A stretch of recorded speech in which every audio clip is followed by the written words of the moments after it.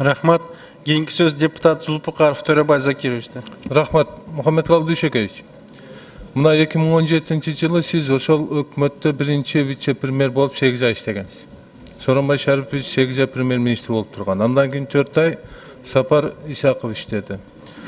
Эми бул отчетту сөзсүз жогорку кеңеш регламент кылып биз баа беришибиз керек да. Негизги сиздердин законуңуздар бул бюджет. Бюджеттин аткарышы, андан кийин жалпы калкты жакырчылыктан чыгаруу.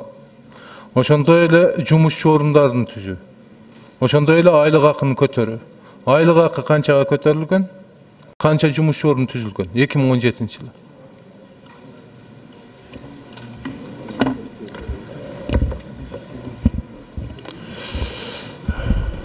Төрөбай Закирович, биз 8 ай иштегенде ошол жанагы азыркы болуп жаткан 17 жылдагы жакшы жыйынтыктар мен ойлойм ошол биринчи 8 айда башталган. Бюджетти кабыл алып атканда,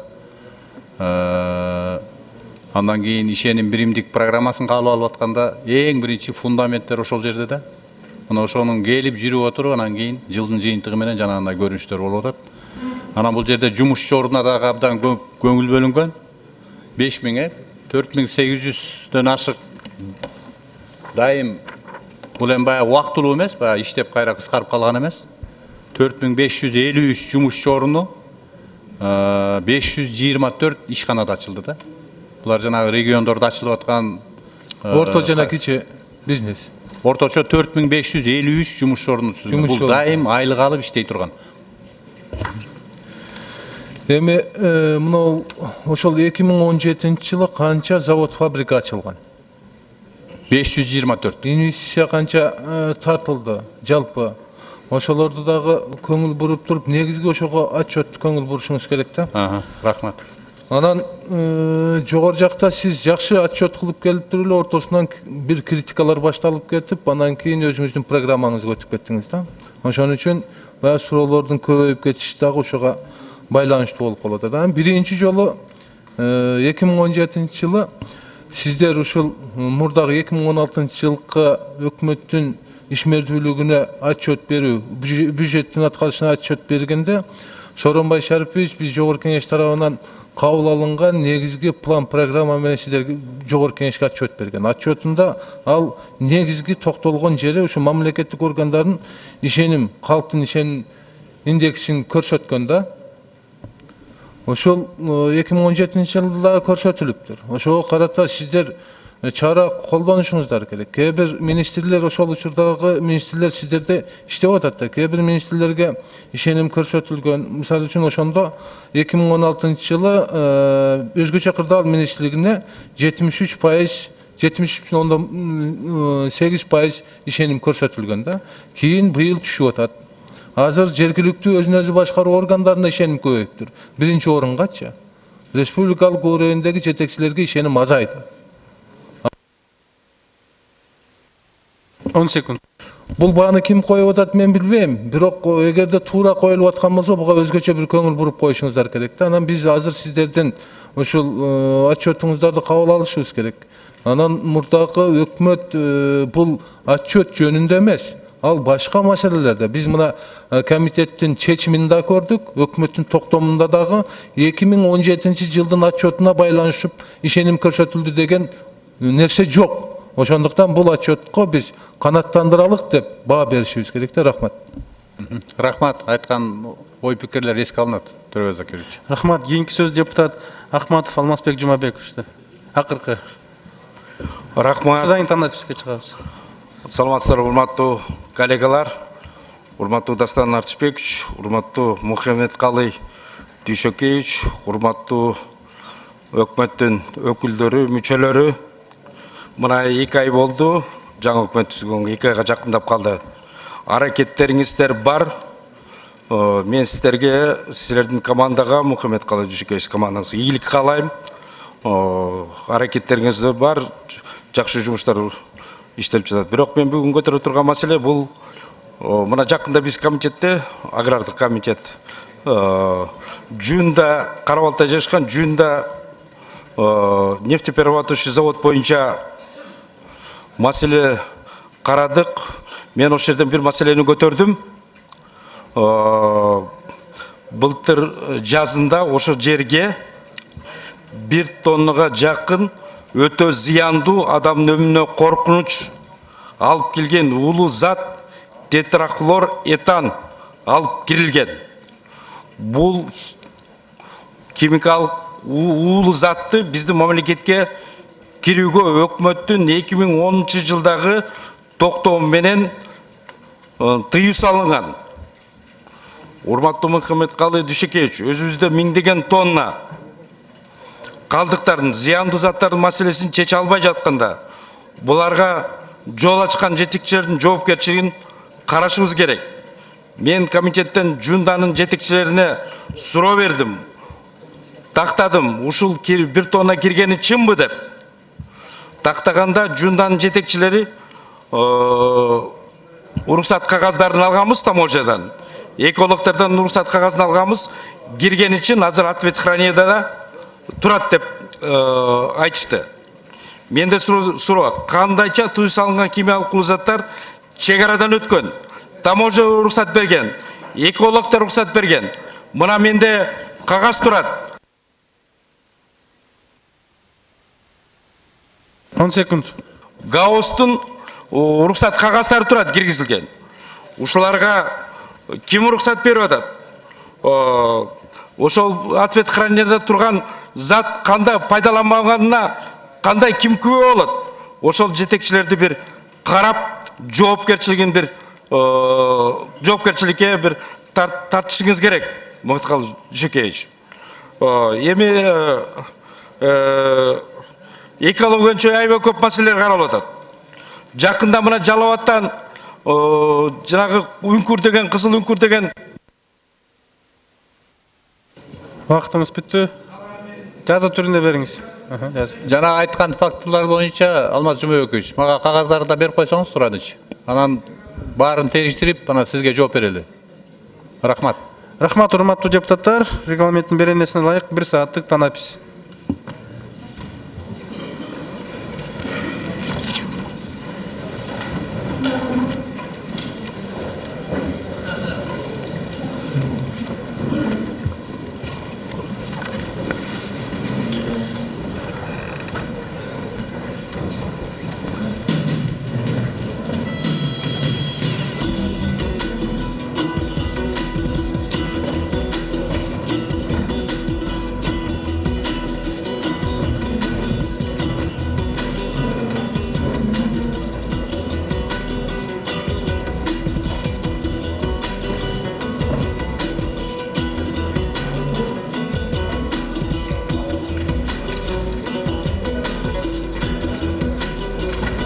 Bizde эми ар кандай статистиканы берип атышат.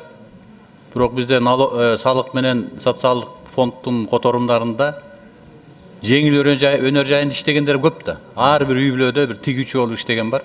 Бирок ошону мындай мамлекеттик саясатка айлантып, аларга колдоо көрсөтүп, аларга бир мүмкүнчүлүк бербей, көрүнгөн жерде өзүнүн колунан келген ишти алып барып тигип, ошол өзүнүн жанын багып, экономикага абдан чоң салым болуп атат. Буга да жардам беришибиз керек.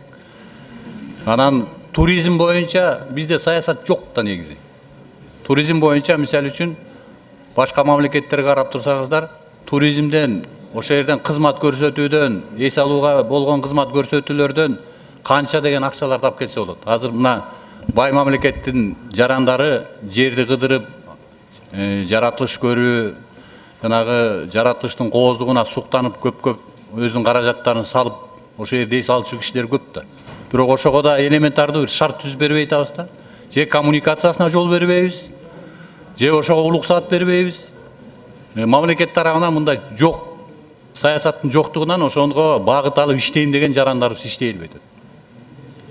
Мына 3 тармакка биз көңүл бөлсөк, мен ойлойм биз көптөгөн бир ийгиликтерге жетебиз деп. Мен да ошо экономикада биз мамлекетти өстүрө турган приоритеттер, мен да ошентип ойлойм да.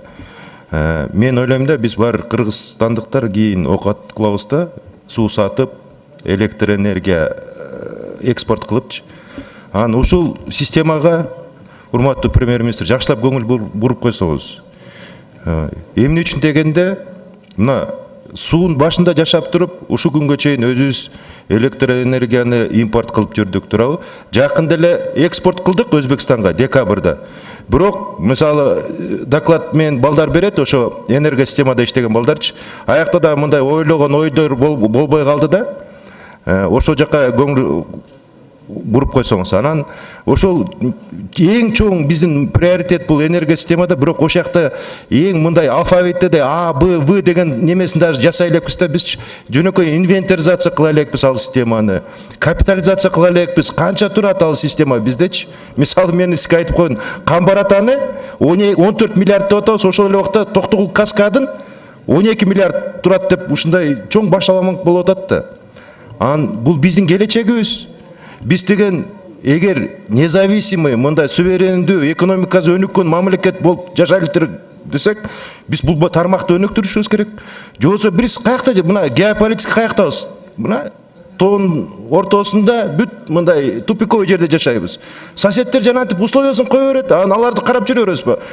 Алар бүт Мерседес айдагыча биз мындай нанга таба албай жүрө беребизби? Ошентип приоритеттерди карап койсоңуз жакшылап. 10 секунд. Ошон үчүн мына мен кесиптештерим Мухаммедкалый Дүйшекевич, Министерство энергетика системасынчы жөндөндүрбөсөк, анан жанагы коргоо министрлигинде биз структураны биз тактап албасакчы, мамлекеттин түзүлүшүнө, анын башкаруусуна, коопсуздугуна эң чоң доо кеткен ошо структурадагы башаламандыкта, ошо көңүл буруп койсоңуз. Рахмат. Ой пикириңизди колдойм мен. Баарын колдойм. Туура айтып атасыз. Рахмат. Рахмат. Кийинки сөз депутат Райымкулов Бактыбек Кемелбековичте. Рахмат, урматтуу төрага. Дүйшекевич, отчеттон азыр карап отуруп, доступный жилье боюнча маалымат берип коесуздарбы? 2440 адам алыптыр. Бул региондон канча, шаардан канча? Эме градациясын берип коесуңарбы? 2440 жана батирлер жана турак жай болду. 2 миллиард 700-кө. Айтып коелачы. Бактыбек Кемелбекович, мен маалымат берип коеюн. Жалпы ипотека боюнча берилгендер 3118. 17 жылкы. Жалпы сумма 3 миллиард 432 миллион тегерегинде акча каражаты. Бул эми региондорго бөлгөндө Бишкек 30,7%, Ысык-Көл областы 7,7%, Жалал Абад областы 13%, Нарын 4%, Ош 13,8%, Ош шаары 14,3%, Талас 1,7%, Чүй 13,7%, Баткен 1,7%. Мына пайызы Бишкектики абдан чоң экен, эмне үчүн бүгүнкү күндө региондорду көбүрөөк бербейсиздер? Азыр ушул маселени карап атабыз. Мына жакында комиссия болот. Мына 500 миллион тегереңдин акча каражаты бөлүндү. Биринчи маселе ошол региондорду өнүктүрүү жылына карата региондорго өзгөчө көңүл бөлүнөт. Ошондо бир мына жеңилдетсе болобу? Мына шарты оорураак болот да. Бул жеңилдетүү маселесин премьер-министрдин катышуусунда чоң жыйында биз каралды. Премьер-министр 6%га чейин түшүрүү. Кандай планда бар? Планда тапшырма берилди, 6%га түшүрөбүз. Жок, кредит алардын төлөмдөрү боюнча кимдин айлыгына жараша болуп калат экен. Бактыбек Кемелбекович, муну биз азыр чоң жыйын өткөрүп карадык. Пайызында илгерилетүү боюнча азыр мына ипотека компаниясынын жетекчисине да тапшырма берип, ада иштеп атат. 6%га түшүрөлү дедик. Колдон келсе, мамлекеттик бюджеттен бөлүнүп аткан ипотека жагына биз өзүбүз пайызы жок беришибиз керек. Себеби? Туура. Себеби дегенде, же ошого татыктуу ипотеканын пайызы менен кайтара турган анда айлык маянасын беришибиз керек. Же ошондо экономикалык шартты түзүп беришибиз керек да. Ошон үчүн биз азыр ушундай бир талапты койдук. Мындан тышкары 500 миллион сомду азыр бөлүп атабыз мынакей. Дагы кошумча 500 миллион сомду берсек, ал жерде дагы миңдеген биздин жарандарыбыз үйлөрүн алышат, турак жайды алышат. Ана жанагы айыл жерине барбай атканы бул шарт түзүп бериш керек. Ошо жака салабыз деген ипотека системасына салып беребиз деген. Бюджеттен тышкары мындай тыштан карыз мындай акчалар карап атасыздарбы, мындай донорлорду? Азыр донорлор менен сүйлөшүп атат. Мынакей Германия мамлекетине барып айтып бересизби? Германия мамлекетине барып сүйлөшүп берди ушул акча каражатын тартуу боюнча. Мана кетти. Бактыбек Шамкеев, ипотекалык компаниянын жетекчиси. Биз азыркы убакта Германия өкмөтү менен сүйлөшүү жүргүзгөндөн кийин атайын келишим түзүлгөн. Қазіргі уақытта 11 миллион евроға келісім түзіліп, жақын арада ошол акча түшүп баштайт. Бирок алдын ала биз өзүбүздүн эсебинен беришибиз керек. Ошодон кийин алар бизге кайрып берет. Адан тышкары 9 миллионго да уже келишим эмес, сүйлөшүү жүргүзүлдү. И кечээ мана биз межправительственный переговорду катышып, дагы жакын арада бир кошумча 5 миллион евронун тегерегинде акча каражат караштырабыз. Адан тышкары мен Вашингтонго барып келдим. Ошол жерде Дүйнөлүк банктын өкүлдөрү менен сүйлөшүп, өзүбүздүн сунуштарды киргиздик. Бирок бул жактан өкмөттүн сунуштары болуш керек, официалдуу түрдө. Адан тышкары Япония агентство по жилищному финансированию Японии и агентство по жилищному финансированию Кореи. Аларда макулдугун берип атат, биз менен мамиле түзгөнгө буюрса ошолор менен иштеп баштайбыз. Түшүнөм. Границалар боюнча, мисалы бүгүнкү күндө кыргыздар кетип, тажиктер үйлөрдү алып атат. Ошол боюнча иш барбы? Бар. Биз миграция боюнча комитет менен чогуу иштешип атабыз. Азыркы убакта бир продуктты даярдап атабыз. Атайын ушул мигранттарга гарантированный жилищный облигация деген. Ушул механизмди киргизсек, мүмкүн биз где-то бир жылдын ичинде алар үчүн атайын аларга даже беспроцентный, безвозмездный кылып туруп беришибиз керек да. Анткени граница салышат. Түшүндүм. Экинчи маселе. Дүйшөкеевич, 16-жылдан бери мынакей биз бүтпөгөн объекттерди деп келатабыз. Бүгүнкү күндө дагы эле калып калып атат да. Мына Сооронбай Шариповичке чоң рахмат. Премьер-министр болуп турганда Панфилов районундагы 25 жылдан бери турган мектепке өзү барып 10 миллион сом бөлүп берди. Аны да толук бөлүнгөн жок. А быйылкы жылкыга аны да киргизип койду туруш. Мына сизге рахмат, бизден суранып барып келдиңиз. Быйыл ошол мектепти бүтүрөбүз. Мен азыр кирдик, баарыбыз кол койдук. Андан тышкары Московский районунда мынакей Акбашат айылында бар экен мектеп 90% бүткөнү. Мураке айылында бар экен 90%. Бала айылында бар экен мынакей спорт залы эле калыптыр. Калганы бүтүптүр. Анын үчүн бүгүнкү күндө ишке кирбейт? Жанагы Мураке дегени быйыл бүтүрөбүз дедик. Бекитай айылындагы спорт залды бүтүрөбүз дедик. Анан теги Букара айылындагы Текеев атындагы мектепти бүтүрөбүз дедик. Мына ушуну анан Воен Антоновкада да бир чоң мектеп бар экен. 1000 кишилик, 1000 орун окуучунун орду экен, аны да бүтүрөбүз дедик. 69 миллион сом керек экен, ошону бөлүп атабыз азыр. Жыл сайын 2 миллион, 3 миллион сомдон бөлүп аягына чыгарсаңыздар баарын. Аягына чыгарабыз дедик. Анан лизинг боюнча айтып кеттиңиз. Бүгүнкү күндө дыйкандарга техника абдан тартыш болуп атат. Бул бөтөнчө Чүй областында. Чөптү учурунда чаба албайт, эгин учурунда чаба албайт, учурун айдап сыя албайт, кеч калып калып атат. Ушуну бир жеңилдетип бере аласыздарбы? Ошо лизинг программасы боюнча биринчи баягы салымдар бар эмеспи? 30% болунча баланча мөөнөткө берилет, 30% баягы биринчи салымын кошсо, анан 10%ын кошсо мындай деген. Ошону албай атышат да? Ошону биз аябай эле төмөндөтүп салалы деп атабыз. Биринчи сала турган салымдарын азайталык. Ошондон кийин баягы каражаттары жоктор иштеп кирешеги таап, андан кийин анан төлөй баштайт кылалы деп атабыз. Бул боюнча аракет жүрүп атат. Бул жерде Бишкек шаарынын мэри барбы? Азыр бизден суранып кетти. Тиги Дүйшөкеевич, мына орун басары бар, орун басары. Бүгүнкү күндө Бишкек шаарында юго-западный көрүстөндө ызы чуу абдан көп болуп атат. Ал жерде мына бир алып барып жаштырыш үчүн Бишкектин тургундары 40 000 сомдон 50 000 сомго чейин берет экен. Андай көйгөй бар. Күнүгө ошого жарандарыбыз мынакей бир чети нааразы болуп атышат, экинчи четине бул чечилбей келатат. Былтыр биз өкмөттө иштеп атканда ушул маселени чечүү боюнча деп төмөн прокурор барбы? Башкы прокурор жооп берсинби? Бүгүнкү күндө арыз жазылыптыр, ал токтоп турат. Жооп берип коелачы. Мэрия жооп, Бакыт Осмонов жооп берип кой. Көрүстөн боюнча маселе жакын арада көтөрүлгөн. Биздин юго-западный кладбищебиз боюнча териштирүү, кызматтык териштирүү бүгүнкү күндө болуп атат. Андан сырткары айта кетчү нерсе, Грош айылында 40 гектарга өкмөт бөлүп берген жерге бүгүнкү күндө жаңы көрүстөн ишке кирилип баштады. Жана сиз айткан фактылар боюнча кызматтык териштирүү мэрияда дагы, шаардык кеңеште да бүгүнкү күндө жүрүп атат. 10 секунд. Мынакей бул жерде официально 7,5 мың сомдон экен. Мусулмандарга бирок 50-60 мың сомго чейин төлөйт экен. Крестьяндерге 5,500-ден 6 мың сомго чейин. А бирок бүгүнкү күндө крестьяндерден, корейцтерден $3,000, $5,000 чейин алат экен. Мынакей арыз бар.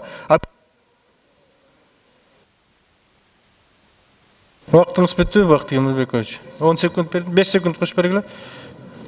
Прокуратурага арыз түшүптүрүп бүгүнкү күндө каралбай токтоп турат экен. Ушул боюнча аяна чыгып бир маалымат бериңиздерчи.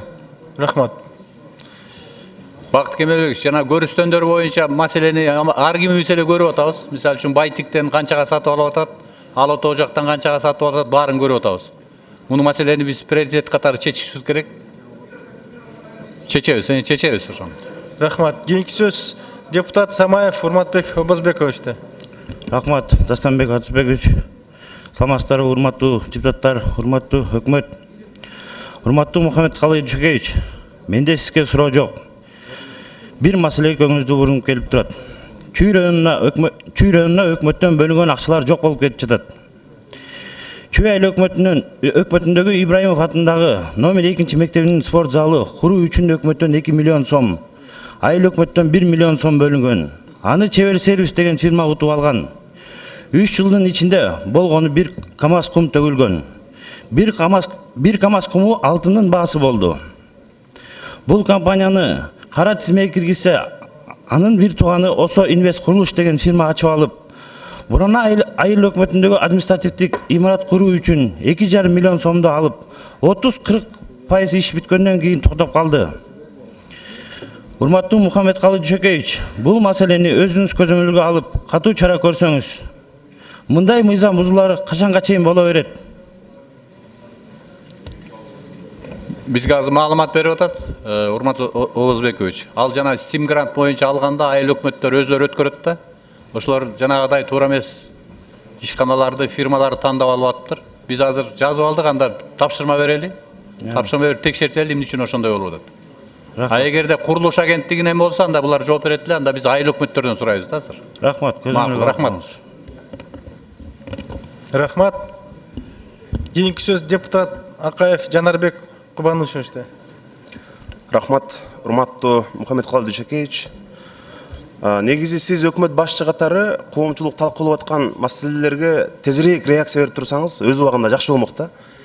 Менин сунушумда мына өткөндө азыр эле Бакыт Кемелбекович айтып өттү, жанагы көр саткандар боюнча. Азаттык абдан жакшы иликтөө кылып, коомчулук катуу талкуулады. Ошого өкмөт башчы катары мына керек болсо жана диний алым чубага дагы какшап айтып атат. Бул туура эмес, мыйзамсыз, мусулманчылыкта да мындай болбойт депчи. Азыр Айыл апага барсаңыз баары талкуулады. Тескерисинче Кашкар Астаканович, сиз жазып алсаңыз, ошол иликтөөнү чыгарган журналистке ошол куугунтукту жазып атыптыр. Телефон чалып баргандай коркутууларды кылчы. Мындай болбойт да, биз коррупция менен күрөшүүгө бизге көмөк көрсөтүп аткан адамдарды биз коргоп, көбүрөөк мындай муну тез арада тартипке коебуз деген ойдомун да. Анан ошол эле Бурулай боюнча дагы өкмөт өз убагында мындай билдирүү кылып, чукул ошол өкмөт башчылыктары сиз бир топ кечиктиңиз да. Ошол убакта Ички иштер министрлигинин орун басары каякта эс алып атат, анан качан келет отпускадан деген нерсени талкуулап отурушат. Болбойт да мындай. Коом талкуулап аткан маселеге өз убагында реакция кылып турсаңыз жакшы болот эле. Экинчиден, инвестициялык климат боюнча. Мына азыр көп Кытай инвесторлору Өзбекстанга кетип атат, Кыргызстанданчы. Жакшы эмес. Ал жактан виза алайын десе, биздин ошол Кытайдан инвесторлор Кыргызстанга келиш үчүн визадан акча сурашкан органдар бар экен. Мен сизге бул боюнча дагы жеке маалыматтарды берем. Эгерде ал Кыргызстанга келгечен эле биз акча сурап атсак, мындай мамиле болбойт деп ойлойм да. Анан коррупция боюнча бир топ мыйзамсыз иштеген, тендерлерди мыйзамсыз өткөзгөн, көп катачылыктарга жол берген жетекчилерди биз сизге айтып бердик. Сиз чукул чара көрөсүз деп ойлойм мен. Бул боюнча да. Экинчиден, мына азыр аймактарды өнүктүрүү жылы деп атабыз. Мына коррупция менен күрөшүп атабыз, бул деле бүтөт 1-2 айдан кийинчи. Экономикалык чоң секирик жок, чоң амбиция жок болот. Чоң бир ишканалардын фундаменти курулбай атат бизде. Мында бир жакшы олуттуу карап экономикага. Мына ипотекалык кредит боюнча айтайын десем, азыр акча каражатын Германиядан таптык деп атасыз.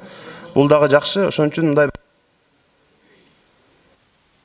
10 секунд. Мында бир чоң курулуштардын, чоң ишканалардын, объекттердин курулушун баштасак жакшы болот эле. Рахмат.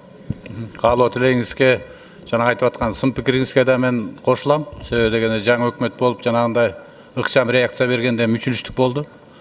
Жана бурул айдын фактысы боюнча мен ошол убакта Тажикстанда болуп калдым. Келери менен понедельник күнү өткөрдүк. Жанагындай чараларды көрдүк. Мен ойлойм кийинкисинде мындай кечигүүлөр болбойт. Силерге да чоң рахмат ошондой айтып атканыңарга. Рахмат. Кийинки сөз депутат Абдылдаев Мыктыбек Юсуповичте. Рахмат. Саламатсыздар, урматтуу өкмөт мүчөлөрү, урматтуу коллегалар. Мамлекетке, элге, коомчулукка чоң пайда алып келип иштей турган өкмөттүн ишине баа бериш парламент үчүн абдан чоң жооптуу милдет да.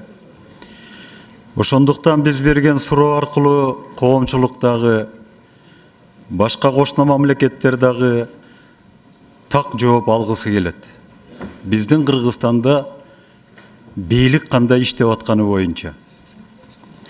Жоопту талыкпай, таза иштеген, легитимдүү аткаруу бийлигинен алсак, бардык эл катмарында ишеними, сезими көбөйөт деген ойдомун да. Мен да коллегаларымды колдоп, бир 2-3 суроо берейин деп атам сизге, премьер-министр катары. Ошондуктан сиз так жооп берип койсоңуз. 2017 жылы сиз Кыргыз өкмөтүндө 8 ай биринчи вице-премьер болуп иштедиңиз. Ошол 8 айга өзүңүз кандай баа бересиз? Туура, Мыктыбек Юсупович. 17 жылдын 8 айында ушул жанагыдай кызматты аткардым. Азыркы президентибиз премьер-министр болуп иштеди. Мен ал убактагы ишти жазалган иштер, сиздер колдоп берген бюджет, ошол убактагы азыркы 2017 жылдын жыйынтыгында келип жаткан жакшы көрсөткүчтөргө эң биринчи мындай түрткү болгон негиздердин баары ошол биз иштеген периоддо болду деп ойлойм. Ошонун жыйынтыгы келип анан жанагыдай болуп атат. Негизинен мен 10 баа берем.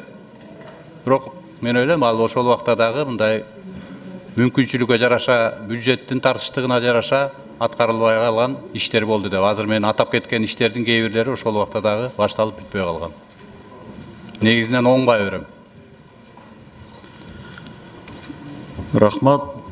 Абдан скромный жооп болду да, вообще. Скромность украшает, но иногда и мешает вообще. Вот ошондуктан муну да унутпайлы. 2017 жылдын аягында 2013 жылда кабыл алынган улуттук долбоорлор бар, билесиз да. Жыйынтыгы кандай болду ошол улуттук долбоорлордун? Баары тең 17 жылы бүтмөк.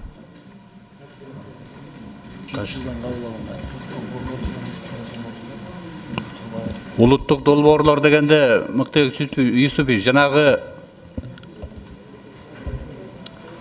ирригация маселеси боюнча, таза суу маселеси боюнча, энергетика маселеси боюнча деген мааниде айтып атасыз да. Мен Кыргыз мамлекетинде стратегиялык өнүгүү планы боюнча сөз кылып атам. 17 жылдын жыйынтыгы менен эми 13 жылга кабыл алынган мамлекеттик туруктуруу өнүктүрүү стратегиясы боюнча болсо, ал жерде амбициялык түрдө абдан чоң көрсөткүчтөрдү жана жетишкендиктерге жетебиз деген болгон. Бир 30%дай болду. Аткарылды. Көбү акча каражатына такалган. Кээ бир маселелер ошол убакта балким мындай туура эмес, жетишсиз көз караш болуп аткарылбай калган долбоорлор болду. Аны моюнга алабыз да. Жок, кайсылар аткарылды? Аткарылгандан энергетика системасын реконструкция боюнча бир бөлүктөр аткарылды. Аны өзүңүздөр көрүп атасыздар. Бул жерде жумушчу орундарын түзүү боюнча 350 миңдей жумушчу түзүлөт дедик эле, аны аткара алган жокпуз. Андан тышкары 100 миң гектар жерди пайдаланууга алабыз дедик эле, аны аткара алган жокпуз. Макроэкономикалык көрсөткүчтөр боюнча 7% өсүш болот дедик эле, аны аткара алган жокпуз. Бир гана жылы болду, бирок ал башка мөөнөткө таандык болду. Бирок эми социалдык маселелерди чечүү боюнча билим берүү тармагына көбүрөөк көңүл бөлүү боюнча, бюджеттен каражаттарды бөлүү боюнча муну аткардык. Билим берүү, саламаттык сактоо жагында дагы капиталдык салымдар боюнча, ошол системадагы материалдык техникалык базаларды оңдоо боюнча дагы иш-чаралар бар эле. Алардын кээ бирин аткардык, кээ бирин аткарылган жокпуз. Мына ушундай болду. Ар бир тармакка келсек, мүмкүнчүлүктөргө жараша аткарылды. Бирок көбү толугу менен аткарылган жок, же башталган жок кээ бири. Мен так жооп ала алган жокмун да. Кийинки суроом. Чет элдик инвестициялар аркылуу 8 жылдагы динамиканы кандай деп ойлойсуз?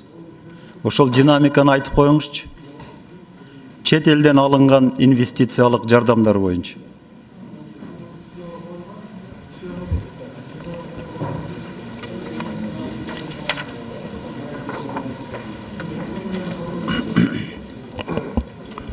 Мен азыр кийинки 3 жылдын динамикасын айтып берейин, Мыктыбек Юсупович. 15-жылы түз келе турган инвестиция 1,5 миллиард долларга чейин болуптур. 2016-жылы азайган 48%га. Ошол 1,5 миллиард доллардын тең эле келген, 800 миллион долларда келген. Бул түз инвестицияларда. 2017-жылы 617 миллион долларлык инвестиция келген. Бул түз инвестиция, эч кандай мамлекеттин гарантиясы жок.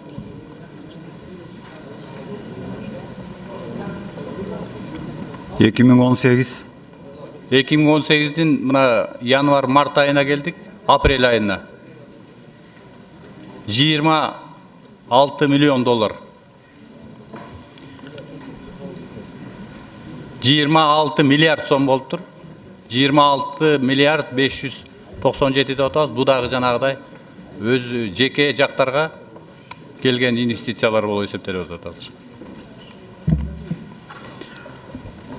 Дафтан Артысбекович, лидердикинен бир 30 секунд кошуп коесузбу мага?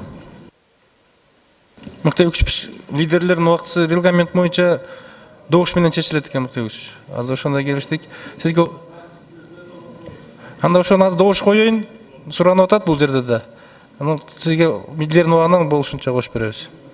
Урматтуу депутаттар, Мыктыбек суранып атат, сунуш киргизип атат, лидердин убактысын сурап атат. Жалпысынан лидерлердин убактысын чечип алалы. Добушка коем, добуш бериңиздер.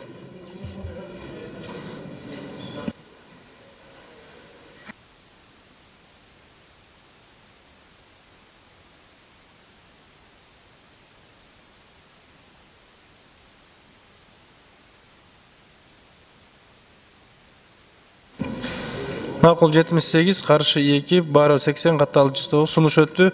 Мыктыбек, канча минут лидердин убактысынан? Мыктыбек, микрофон бергиле, Абдулла. Рахмат, Дафтанбек Артысбекович. Канча минут лидердин убактысынан? 1 минутага жакын. 1 минут кошкула лидердин убактысынан.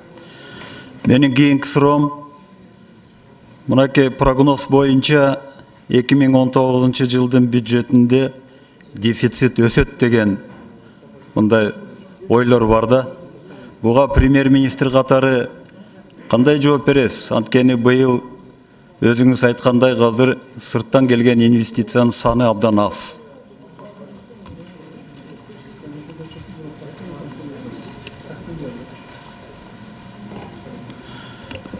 Дефицит боюнча.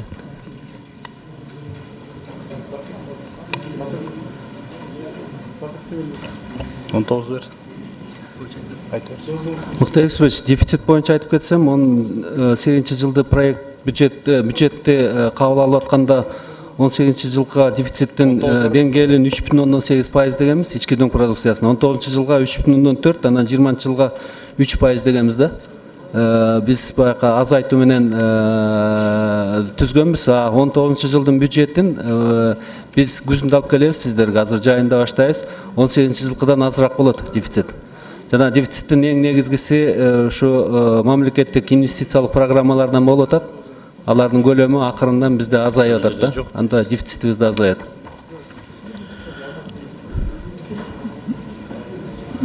Менин анда акыркы суроом, бул суроо быйылкы жылга тийиштүү. Бул жерде Улуттук коопсуздук комитетинин жетекчилиги отуруп атат окшойт, ошондойбу да. Биринчи орун басары келди, Мыкты Юсупович. Мен анда бир суроо берейин. Мына жакында экс-президент Алмазбек Атамбаев кайрылуу кылды.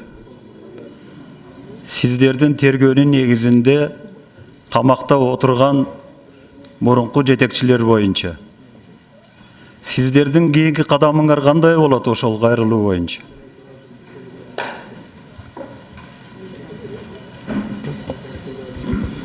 Эсенбаев Максат, башкы тергөө башкармалыгынын орун басары.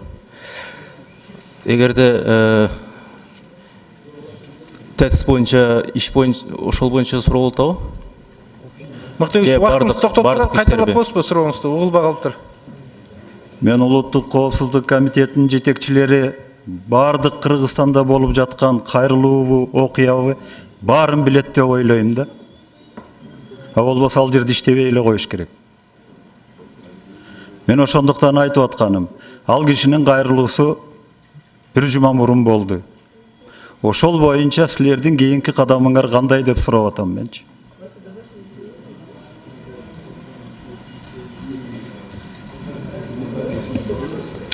Өзүңүз көрөсүзбү? Азыркы убакта бардык иштер боюнча тергөө амалдары жүрүп жатат. Резонанс иштерде бизде 25 иш бар. Дастанбек Арысбекович, мен аны сураган жокмун. Мен ошол кайрылуунун тагдыры кандай болот деп атам. Жаңы алар боюнча тийиштүү ал боюнча азыр иштер жүрүп атат, каралат.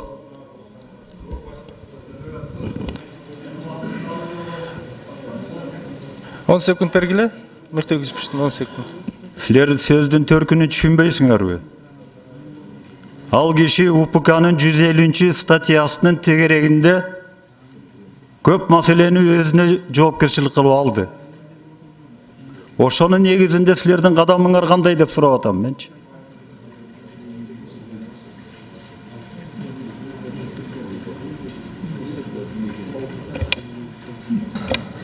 Мактыбек Юсупович, правовой поле дали, башка кылып албайбыз дештик. Эч кандай канам кылып албайбыз.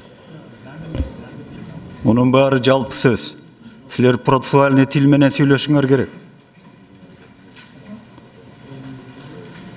Ошон үчүн башкы прокурорду чакырып койгондо болмок бул жергечи, Дастан Арысбекович. Кийин анан сүйлөгөндө да кайтабыз. Рахмат. Рахмат. Кийинки сөз депутат Узакбаев Абылкайыр Осмонбековичте.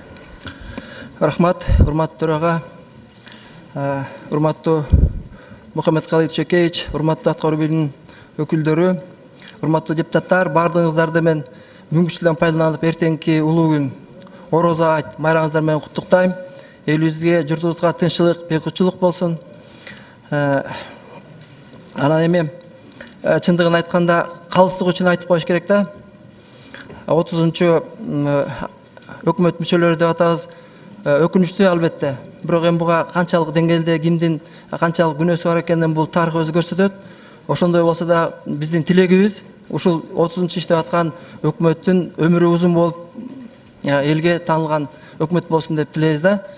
Анан эми иштер жөнүндө айтылып кетти. Чындыгында быйылкы жыл аймактарды өнүктүрүү жылында айылда 70%дан жашаган биздин айыл элинин үмүтү абдан чоң. Абдан чоң. Албетте бир жылда эле биз айылды өнүктүрүп кетебиз деп айта албайбыз. Жумуштар көп алдыда, бирок ошентсе дагы ушул мен силерге бир сунуш иретинде дагы, суроо иретинде дагы бир эки суроо менен кайрылайын деп атам. Биринчиси эми бул мындай да, өзүңүздөр билесиздер, айыл жеринде мугалимдер, врачтардын эмгек маяналары жөнүндө, ошондой эле айыл өкмөтүнүн иштеген аппаратын эмгек акылары, библиотекада иштеген кызматкерлердин эмгек акылары, айылдык клубтарда иштеген кызматкерлердин эмгек акылары чындыгында эле азыркы убакытка салыштырып келгенде өтө эле аздык кылат. Ошол себептен кадр маселеси дагы айыл жергесинде өтө оор. Кадр маселеси оор болгондуктан ал жерде иш дагы чын айтканда өтө жакшы эмес. Ошондуктан ушул маселени эске алып, Биз айыл жергесине барганда сөз эле айтышат да, силер эмне үчүн калп айтасыңар? Биздин орточо айлык 15 миңден ашып атса, 15.800-ге чейин чыкты мына деп атасыздар. А биз мына 10 секунд. Ушул маселени бир карап көрсөңүздөр деп мен суранып кетет элем да, жеринде ушул маселени чечип берсеңиздер. Анан эми убакыт өзү көрсөтөт, буюрса ушул маселелерди чечип карап берсеңиздер эле иштер алдыга жылат. Рахмат. Абылкайыр Осмонбекович, туура маселени көтөрдүңүз. Биз азыр жазып алдык бардыгын. Эске алабыз. 19-жылдын бюджеттин карап атканда ошол категорияны көтөрөлү деген оюбуз бар. Ал эми дарыгерлердикин болсо, саламаттык сактоо системасында ушу 1-октябрдан баштап ушу айлыгын карайлы деп атабыз. Себеби дегенде биздин президентибиздин да өзүнүн президенттик программасында ошол коюлган. Биз бул боюнча иштеп атабыз. Рахмат. Рахмат. Кийинки сөз депутат Карашев Азимовичте. Рахмат, Дастан Арсызбекович. Мухаммедкалый Дүйшөкеевич, сизге бир-эки суроо бар эле. Отчетуңуздун бир чекит 2 пунктунда көрсөтүлүп атат да, мамлекеттик деңгээлдеги программалардын ишке ашышы депчи. Ошондо бир базалык кылып сиздер 40 алып атасыздар да программа. Менин билишимче бир 200дөн ашык программа бар, 220 программа. Кандай принцип менен 40-ын тандап алдыңыздар? Анан деги эле ушул программалардын ишке ашышы боюнча бир анализ барбы? Эмне болуп атат? Мен былтыр да сиз биринчи вице-премьер кезде суроону бердим эле, бир анализ десеңер депчи. Алардын эффектиси кандай болуп атат? Ишке ашып атабы? Аны эл сезип атабы? Бизнес сезип атабы же? Ушуну бир айтып берсеңиздер, бир 2-3 мисал менен. Азимович, негизи ошол баягы көтөргөндө ошол программаларды бир анализ кылып, иштечүсүн иштеди кылып, иштебеген жокко чыгаруу деген маселе болбоду беле? Анан биздин өкмөт кеткенде аягына чыккан эмеспиз. Ал маселе эми ачыгын айтыш керек ошол боюнча да, программалардын кайсынысы иштеп атат, кайсынысы иштеген жок. Бирок биздин азыркы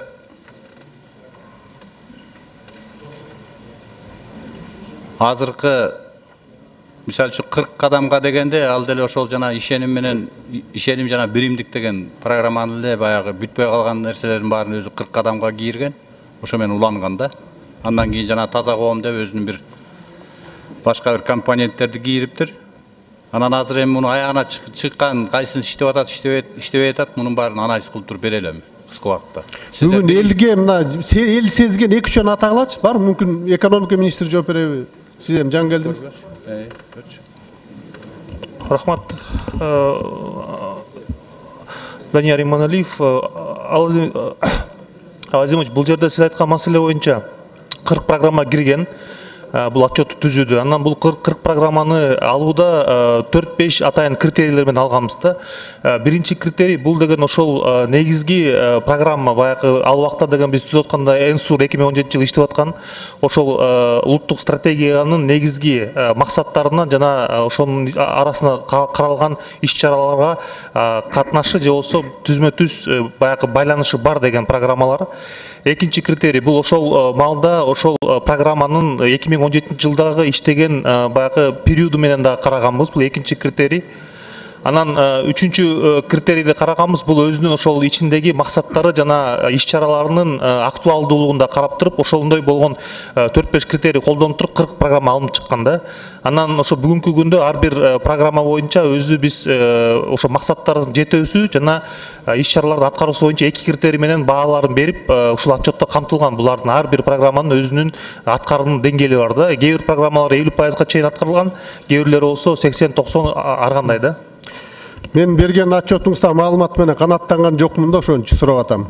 Анан экинчи суроо мына түз инвестиция тартуу боюнча Мухаммедкалый Дүйшөкеевич азыр айтып кеттиңиз, 2016-жылы 48%-га кыскарды депчи. 2017-жылдын отчету боюнча 200 миллион долларга кем келип атат. Демек анда даже 2 эсеге жакын аз болуп атат да. Анан эң жаман көрсөткүч отток көп болуп атат, 107 миллион доллар. Ушуларды бир анализдедиңерби? Себеби эмне да мен сиздин отчеттон көрө алган жокмун ушунчу.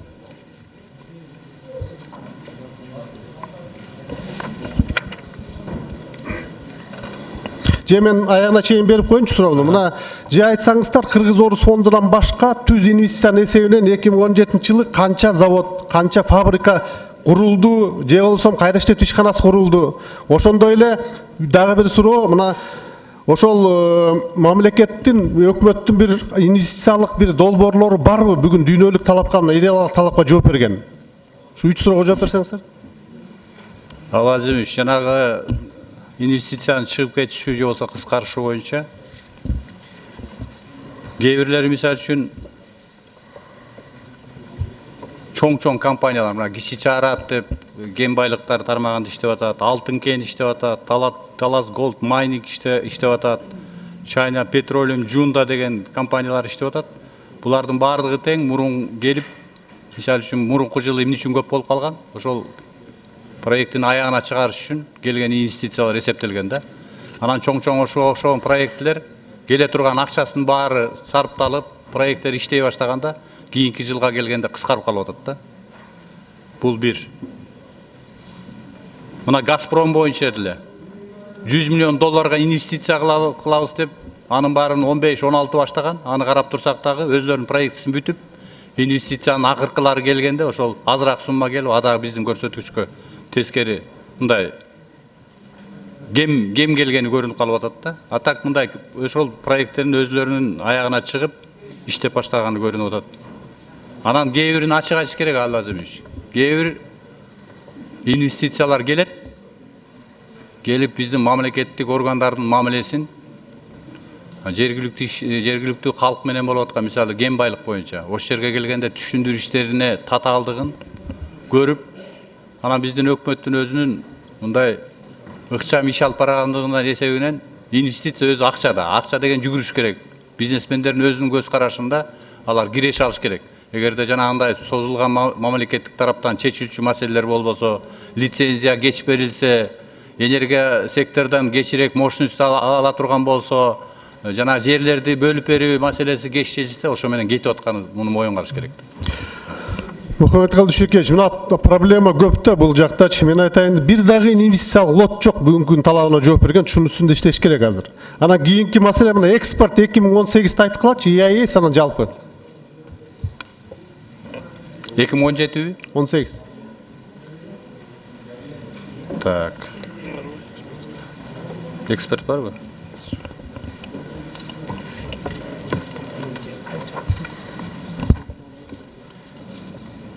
Бар мı Allah? Бірші бар емес бұл. Мынакей 17 жылы тышкы саудадан баштайлы. 6 миллиард 272 миллион доллар болып тұр 17 жылы. Анын экспорты 1 миллион 90 миллион доллар.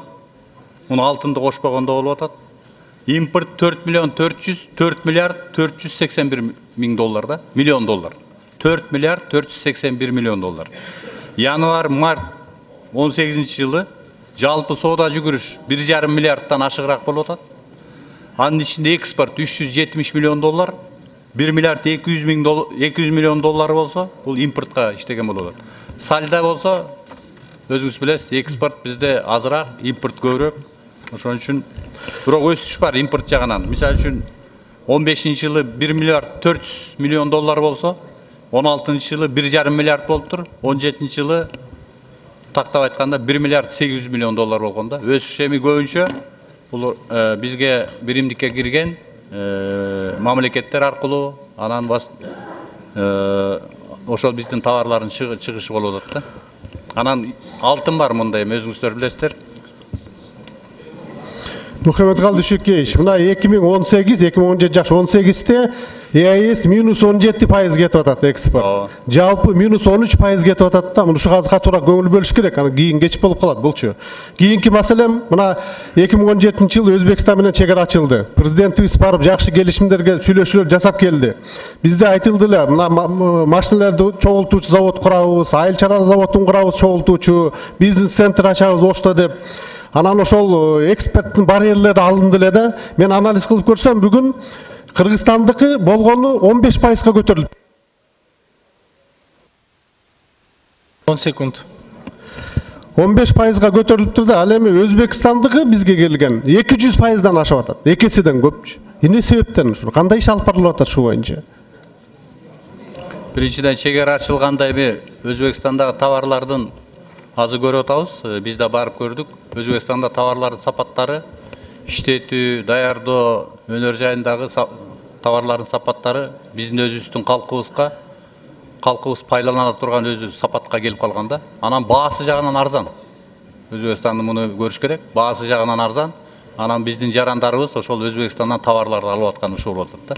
Ошон үчүн аяктан бизге келген импорт көбөйүп аткан ошо да. Мына бул биздин потенциалыбыз да, ушунун үстүндө катуураак иштеш керек. 15% аз да, 7 есе аз кетип атат бизденчи. Андай болбош керек, ушунун үстүндө иштесек өкмөт жакшы болот. Ийгилик каалайм. Рахмат, ал өзүбүз. Абдан маанилүү маселелерди көтөрдүңөр. Рахмат. Рахмат. Кийинки сөз депутат Исмаилова Аида Жексенбаевна. Рахмат. Ну вот у меня такой вопрос. 2 сентября мы собираемся открывать кыргызско-турецкую больницу. Сейчас соглашение на проработку мы отправляли в правительство, оно опять же к нам пришло с неучтенными моментами. Эти моменты, они вразрез национальным государственным интересам. Первое.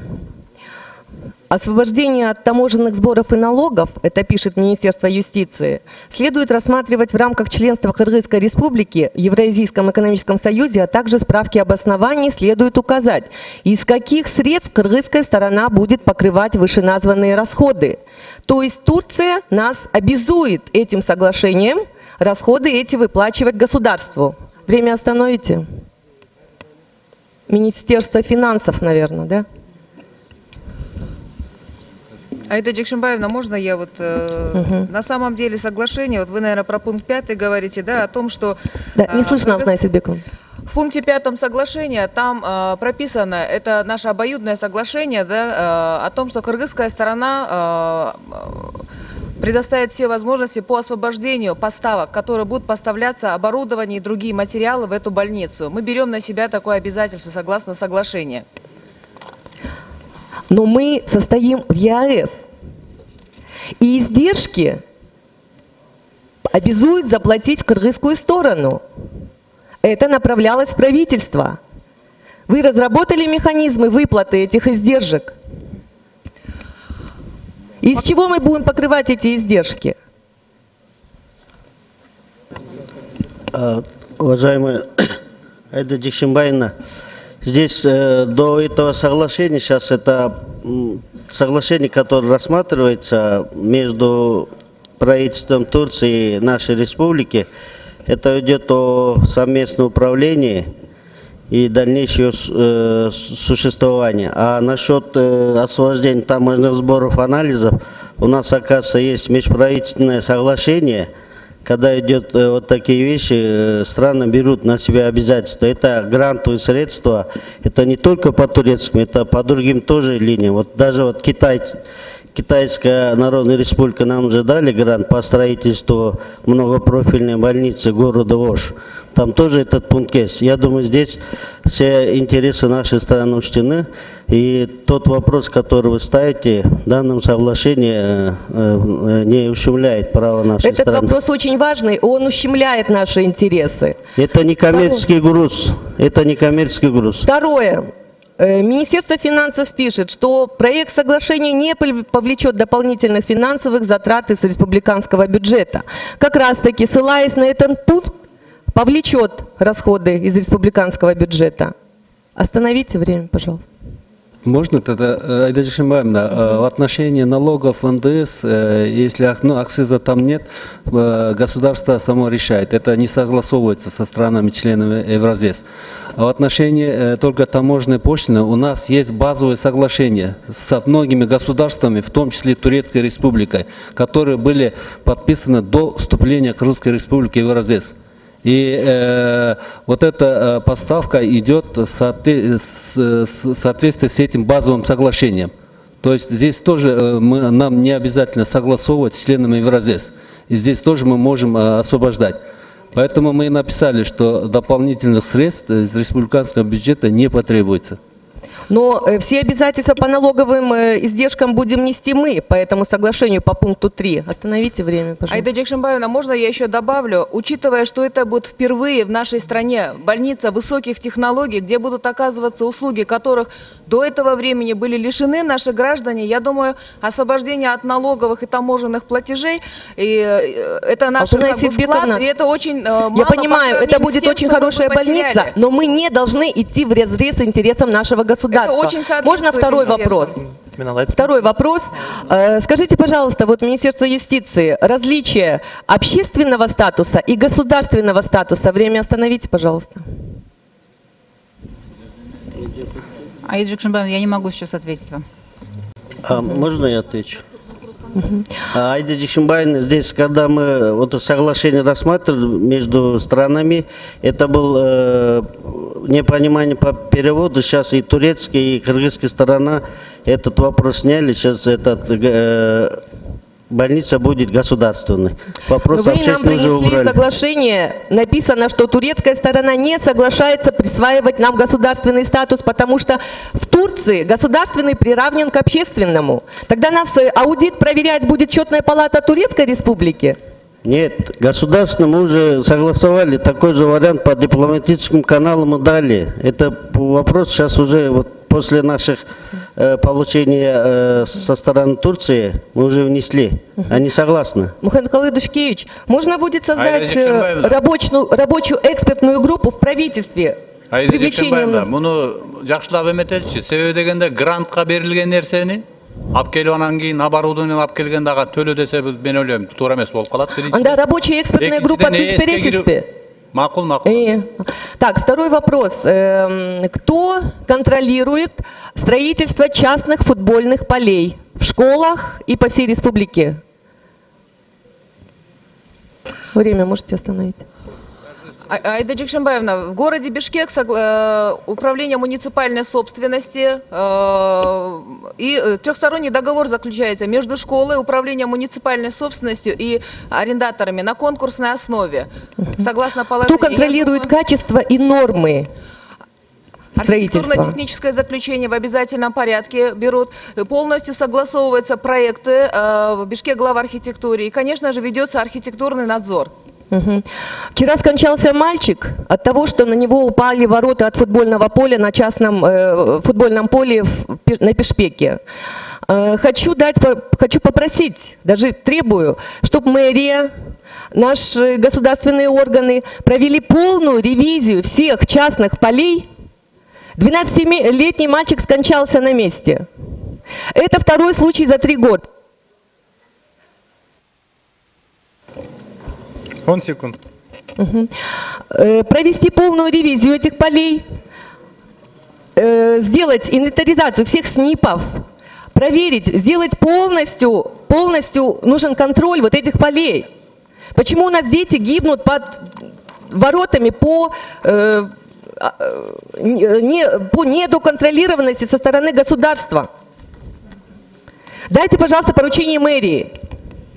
Тапшырма берели, териштирели. Рахмат.